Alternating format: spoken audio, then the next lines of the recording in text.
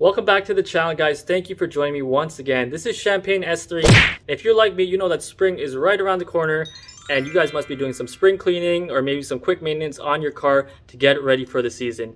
So if you've done a quick oil change like I have, here's a quick how-to video on how to reset that oil light on your facelifted Audi S3, A3, and RS3. So without further ado, guys, let's get into the video and welcome to another episode of QuickFix. Let's get into the garage right now and let's get in the video. Alright, so we're in the garage here, and this method is being done specifically on 2017 Audi S3. Now this method will be fairly similar for all the facelifted RS3s, A3s, and S3s. So what we want to do, we want to start the accessory power. No need to start the engine, and we're going to get this to boot up into the main screen. So here we're on the main menu, and what we want to do, guys, is scroll up, and you're going to use the scroll wheel here.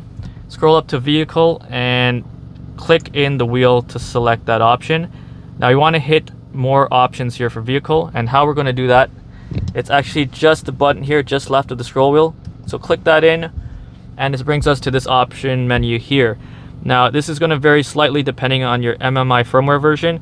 Main thing you're looking for is anything for service or maintenance, service checks, anything along those lines. In this case here, service and checks. So we're going to click that. We're going to click on service intervals, and this will tell you when your oil change has been due for and the next inspection date. Don't mind those times, guys. I store my car for the winter. So what you want to do is click in reset oil change interval, and you're going to just select yes. And that's about it, guys. Now this is really useful for you guys that change your oil more frequently than the Audi suggested oil change intervals. I personally like to do mine around every 5,000 kilometers. That's pretty much it for the video, guys. If you guys enjoyed that, hit the like button, subscribe to the channel, and check out my other DIYs and installations over here. Thank you for watching once again, guys, and I will see you in the next one.